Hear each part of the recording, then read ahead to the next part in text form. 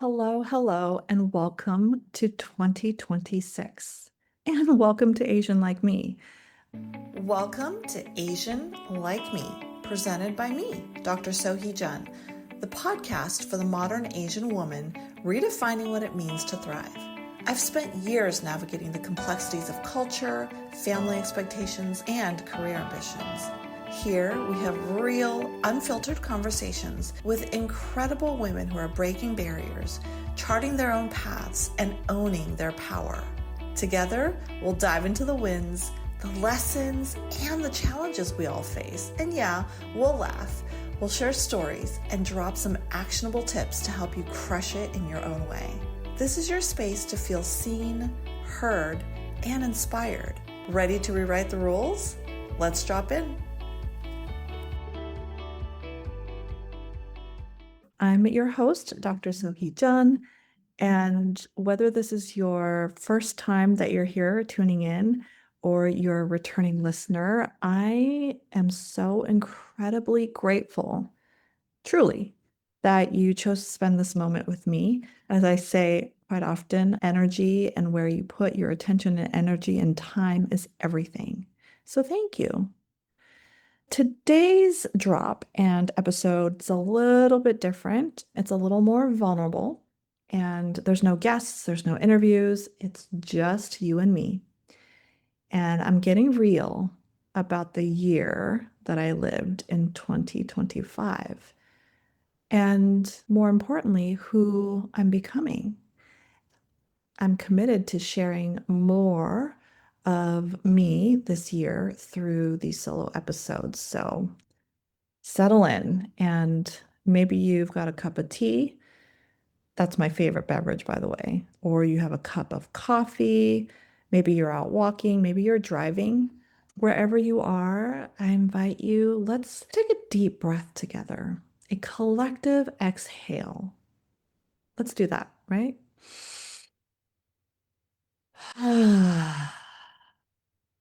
And let's allow, well, this is me giving myself permission. Let's allow ourselves to be honest, maybe more honest than we have ever been for a while.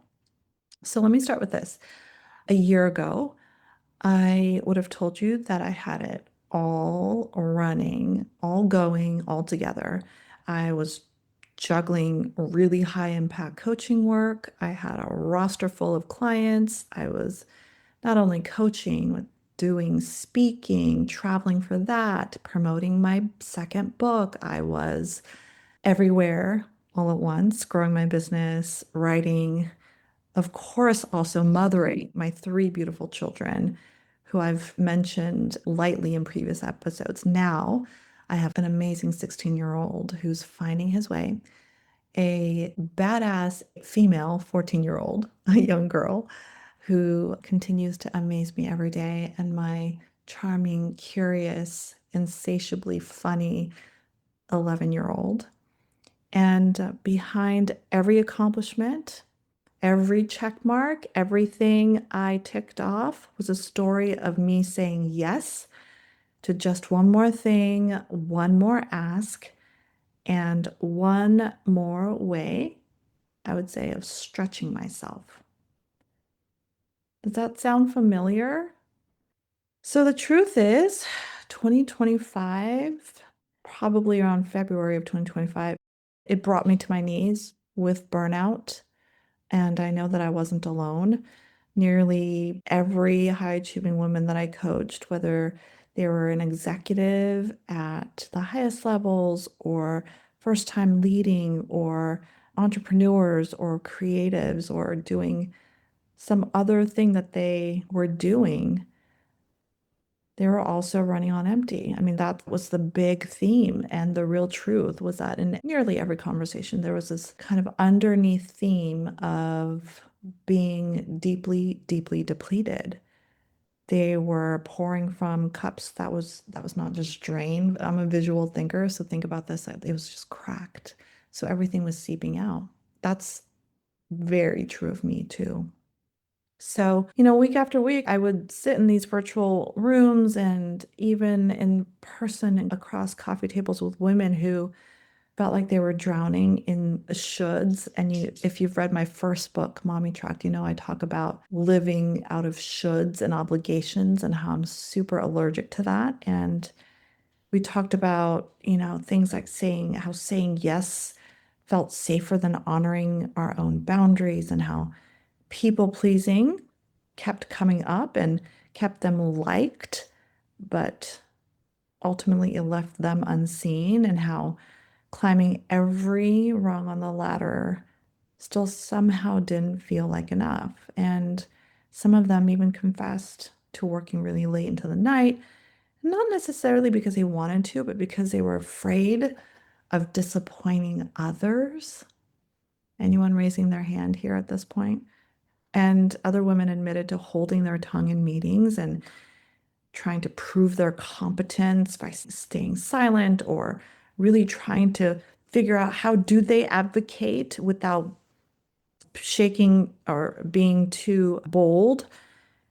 And underneath it all was a current of exhaustion and isolation and what I call like a quiet ache that whispered, surely life isn't supposed to feel like this.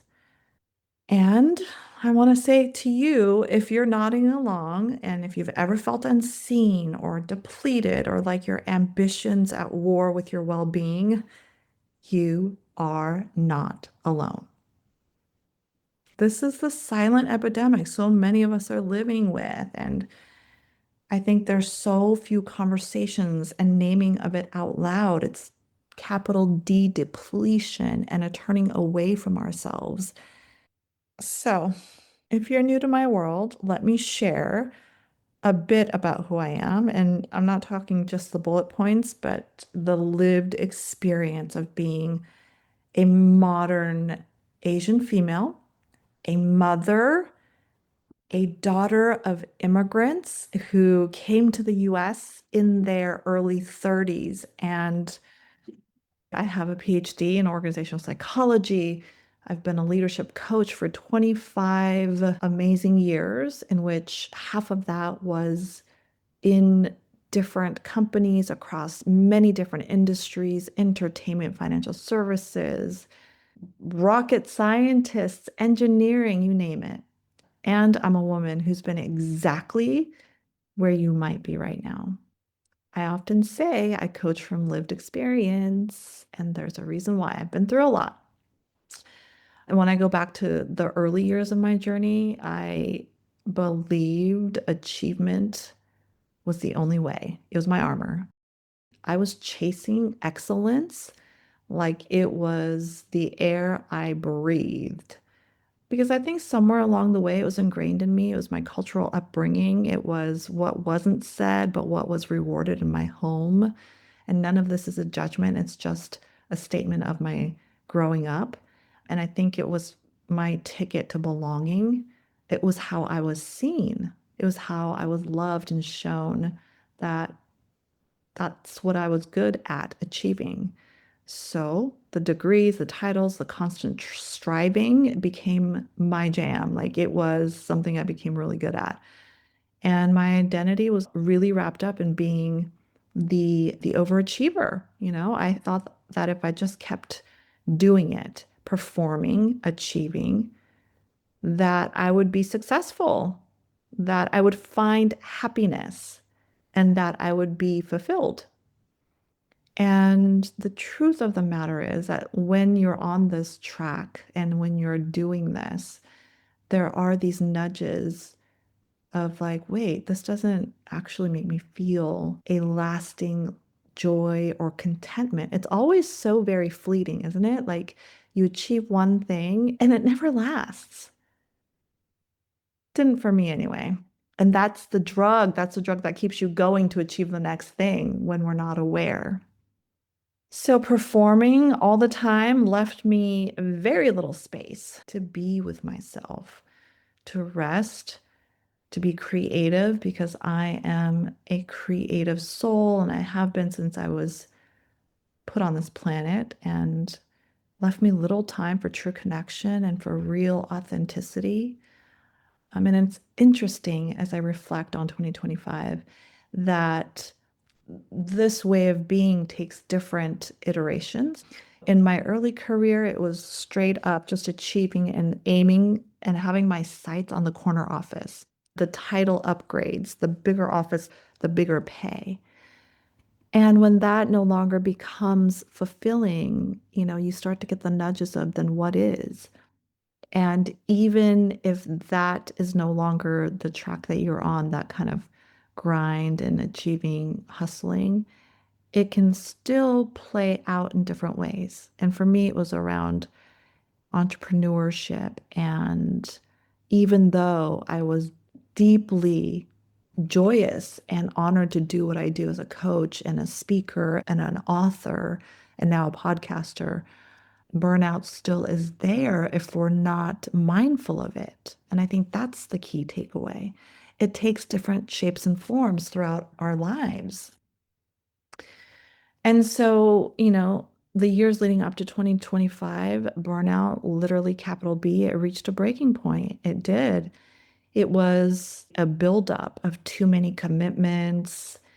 It was fueled by both wanting to be there for others and for clients. And I would say, if I'm being really honest, an unspoken fear that if I stopped, if I dropped a ball, that I would lose it all, the momentum, and I'm a single mother of three. I have revenue goals and needs for literally maintaining life for my children and the lifestyle for my children and for myself. So that's real too. Got to pay the bills. I realized that I was modeling for my clients a version of success that was really unsustainable. It was funny, being in coaching sessions in which I would really hold the container for a woman who was feeling deep burnout, and we would talk through what was needed. And it was exactly what I needed to give myself as well. And sometimes that's the beauty of coaching. It becomes this mirror for both the client and the coach. That was where I just decided I have to do something different. Instead of keeping it going, instead of pretending a weekend away or a week away would do it, I had to get really real with myself and say, look, if I want a different outcome and to not feel this level, this deep, guttural, into the bones level of depletion that I know many of you have felt, I needed to do something completely different. You know what they say? If you want a different outcome, then you got to do something different. Or is the phrase, you keep repeating it, is the definition of insanity? All of those, both of those apply. So that was my reckoning. I really had to get courageous and real that I was no longer being effective running at the pace that I was running, that I was not effective in being the mother, the present mom that I wanted to be if I was running on empty. So I did the really brave and courageous act of pressing pause. I did. And for women like me who are so on the rhythm of doing, performing, and the being part, the pressing pause and being with myself is a courageous, capital C, courageous act. It feels risky, it feels vulnerable, it feels anxiety inducing. And at the same time, what was possible on the other side of doing that felt even more compelling, right? It was like, I have to do this because I've done everything else. On the other end of it, I trust that there will be the outcome of a reintegrated, different version of me that's so needed. And so, yeah, I pressed the big P in this, the big P being pause. I took a real sabbatical. And I'm not talking the envy inducing, the Instagram one. And this isn't a judgment, it's just saying this isn't the shiny version. It was the real, it was messy, it was intentionally stepping back and figuring out what felt like the right amount of doing to keep sanity, right? Here's the other thing, as a side note, that I recommended to my clients that I honored for me, that if you're used to going full throttle, taking everything off will be just as much of a shock to your system than if you did it transitional, like a gradual transition. So knowing that, I kept 3 core coaching clients, and the rest of it was for me to be with me and to be with my children. And it was a stepping back. I started saying no, even when it felt scary. I spent hours flow journaling. This is what I call when you just journal in your rawest moments. I allowed all of the sadness and the grief that I was running from my mom's passing of pancreatic cancer in 2019. I was running and running, running, deeply fatigued. And the hope was to pour onto the journaling pages to reveal what was both there, what was sitting underneath, what was inside of my soul, what was needing to come out. And I also spent so much time outdoors. For me, the outdoors is so grounding. If you follow me on Instagram, you know that I post so many stories of being outdoors, being with trees, being out in nature, which just helps to reintegrate and ground me. And for you, that might be being by the water. It could be being on your favorite couch. It could be being in your bed or anywhere that feels sacred to you. And for me, that's the outdoors. I spend so much time outdoors listening to myself, to what was speaking to me. And here's the other thing, this is quite controversial. I gave myself permission to be bored, people. I did. And I talk to my clients so much about this, giving ourselves permission. That feels radical, especially as moms, right? Here's the mom part of this. As moms, we are the guardrails for our children. We're the gatekeepers, the stoppers. And I think that we orient that way so much that we stop giving ourselves permission, that we don't give ourselves permission to do whatever it is we want to, whether it's rest or have a second cup of coffee or a second slice of cake. I don't know, but it's this permission thing that I find super interesting. And so I gave myself permission to be bored, to literally sit there with myself through my tears, just seeing what would happen if I allowed myself to be bored. I even colored, like we're talking old time coloring book, crayon to pages, just to see if my creativity was there and if it would give me joy. I gave myself permission to dream again, to really rediscover again joy. And I feel like it had been buried under so much of the performing and doing for others. And I know you all deeply relate to that. I dug deep, I wanted to really confront my thought patterns, the ways that I was talking to myself and really looking at it and confronting my inner critic in a gentle and compassionate way.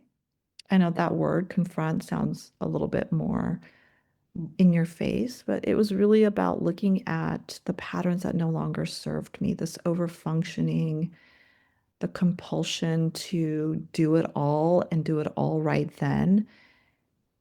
And as I did, my clients and I were doing the work together. It's funny. And, the questions when you allow yourself this space, this luxury of space, the questions of like, who am I doing this for? And what would happen if I let myself be seen as I really am? These were emergent, really pressing questions that I wanted to grapple with. And how can I reclaim my time, my voice, my joy, and do that without guilt? All of these questions. I was also sharing these with my clients at the time, and it was emergent for me. So here's what I'm knowing of at this time, that the truth is that reinvention and the evolving and the undoing, the work of undoing, isn't grand. Honestly, it's super messy and It sounds like having hard conversations with others that you trust, with yourself, certainly. And it feels like setting boundaries and trusting that your worth doesn't diminish when you rest, doesn't diminish that you don't go away and that you don't vanish in other people's eyes when you give yourself space and time to rest. So, when I did that in 2025, my sabbatical year, out of that time, out of that expansiveness with myself, in being with myself, wouldn't you know it, as these things do, a new vision for my work and my life emerged, and it was sitting right underneath all of the doing. So I came back to the heart of why I coach, why I serve women who want to lead boldly and live even more fully, not at the cost of themselves, but in alignment with who they truly are. And I rediscovered, and I'm getting like super excited as I share this with you, that my purpose is to create the spaces, to be the container through coaching, through this podcast, through the community that we're building, where women like you, especially with our Asian females, the dynamic Asian women, that we can drop the hustle mask. Let's just drop it. Let's make 2026 the year that we drop the hustle mask and that we step boldly into our stories and that we find our own version of success and that we keep coming back to that. And as a part of this mission, I am so excited to share with you that I founded Ever 10. And if you have been in conversation with me and reading the newsletters, you know the story that I have been sharing with you about the creation of Ever 10, that it really was from this space that I gave myself, that it was just underneath my surface of what was next. And it's an offering. It's an offering born from the very lessons I learned. Ever 10, EVR 10 it's not just a wellness brand. And it's really hard to be like, this is all about wellness. It's not just a wellness brand, it's a movement for women who are ready to completely nourish their body, their mind, and they're coming back to themselves, their soul, with intention, with courage, with grace. Ever 10, we are all about thoughtfully crafting products like the protein bar that will be out early 2026, to journals that guide deep self-reflection in a way that a coach does, that someone like me can do for you, and to illuminating through soothing candles. Oh my gosh, I get so excited about talking about these products. The candles are really to invite moments of peace. And I'm telling you, every piece is designed to support you as you breathe new life into your days. I would say more importantly, it's a space of belonging. It's a community in which we rise higher together. So, who am I? So, who am I now? Who am I becoming? What am I undoing? I'm a mother. I'm a speaker. I'm an author. I'm a founder. I'm a lot of things. And at the heart of it, I'm a visionary, deeply committed to growth, to connection, to real, authentic connection. And I'm someone who has weathered a lot of challenges. I've experienced burnout multiple times throughout my life.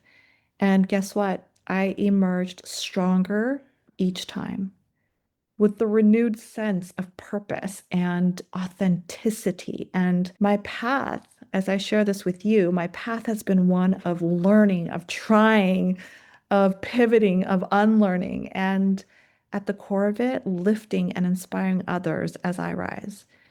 So today, I'm here to empower ambitious, bold women like you and like me to release what doesn't serve, release perfectionism. Let's reclaim our voices and really step into the power of your and my unique story. because I want to cultivate this space for transformation. And that's what I'm in service of, for courage, deeply meaningful impact. So the women I work with are exceptional. They're like you. And not because they say yes to everything, it's the opposite of that. It's because they're learning the power of saying yes to themselves. They're redefining ambition, and not because we're striving for the gold stars. It's a journey. It's a journey to wholeness. It's a journey back to joy and really back to meaningful impact. If you're listening and some part of this resonates with you, I do really hope that you'll see yourself in these words, and maybe you too feel the tension between your desires and your expectations, between growth, between exhaustion. Let me re-say that, between growth and exhaustion. And you're welcome here. Not the polished version of you, not the perfect version of you. I'm not interested in that. It's the real, complex, evolving you, who you are in this moment. Whew. This podcast, Asian Like Me, I'll share in this podcast, I'm going to share not just strategies and not just stories of reinvention, but really honest windows. You'll see conversations and hear conversations about growth, about failure, about the messy, beautiful work of honoring who we are beyond what we do. We're going to talk about culture, our heritage, our leadership, the different ways that we lead. And I'm not talking just in the boardroom, but in the ways that we each uniquely lead. We'll certainly talk about identity, boundaries, courage, and all the ways that we can support each other to thrive. So here's my ask and invitation to you today. I'm going to say 3 questions that I want you to reflect on. So if you have pen and paper, great. If not, just pause and or re-listen. The first one is, what is one way that you can honor your own burnout and commit to caring for yourself this year? So that's one question I want you to reflect on. The second one is, where might you swap people pleasing for self-compassion? And then lastly, what dream have you put on hold that you'd love to revisit? Not out of obligation, but for your own joy. So consider those 3 questions and let whatever emerges emerge. Give yourself that permission, will you? All right, here's my hope. My hope, my vision, my goal, dare I say the word G word, goal, is that together we rewrite our scripts, not alone, but in community, in this community of women who uplift and inspire one another. So thank you for letting me reintroduce myself, not in who I've been, but in who I am becoming right alongside you. And here's to new beginnings. Here's to 2026. Here's to deep healing, to the boldest, most aligned chapters of our lives yet to come. So before we wrap up today, I want to take a moment to share. We talk a lot on the show about rewriting the script and redefining what success looks like. That was certainly what my first book was all about. And so what does success look like for us as bold, ambitious Asian women? And I know deeply, I know this, the path isn't always easy. And I think that's the fun part. Navigating cultural nuances, quieting that relentless inner critic of ours. This is a journey. And so here's the truth I want to invite you into today, that you don't have to do this alone. And you certainly don't have to do it without a roadmap. And if you've been looking for a sign to prioritize you and give yourself permission to do that, let this be it. And if you're ready to dive deeper into what I call the inner work for outer success, doing the hard work of looking at ourselves so that we show up as our most authentic selves, I'm going to invite you to explore my books. In my second book, The Aligned Mindset, I peel back the layers on how high achieving women conquer things like imposter syndrome and how they and what they did to silence their self doubt. And it's designed to be your toolkit for creating that life that you know can feel so good on the inside and looks just as good on the outside. And for all of you moms out there or anyone balancing this beautiful, messy, complex, dynamic mosaic of career and family, I invite you to check out Mommy Tracked. It offers this really fresh perspective on taking authentic risks and finding success on your own terms and nourishment. Nourishment isn't just about what we read, it's about how we care for our whole selves. And that's why I launched Ever 10. It's a wellness movement born from the need to nourish our minds because we're ever curious, to nourish our bodies because we're always on the go, and to nourish our connection to ourselves. So, whether you need a moment of calm or a spark of inspiration, Ever 10 is here to help you design your considered life with thoughtful intention and grace. So now let's take all of that inspiration and step into a room together. I'm so excited to share with you our first summer event for Asian Like Me. It's happening this year. And this isn't just an event, think of it as like a homecoming. We're going to create a space for deep connection with fellow amazing badass Asian females, the change makers, the dreamers who truly understand this journey. And you're going to gain practical leadership tools. You'll get practical tools to catapult your vision forward and to celebrate the unique power of our shared cultural identities. This is your space to be seen. This is your space to be heard and supported. So come ready to connect, come ready to learn, and you're going to leave feeling more empowered than ever to own your story. So keep reading the Asian Like Me newsletters for more information on this first ever summer person event. I cannot wait to see you there. Until next time, be well.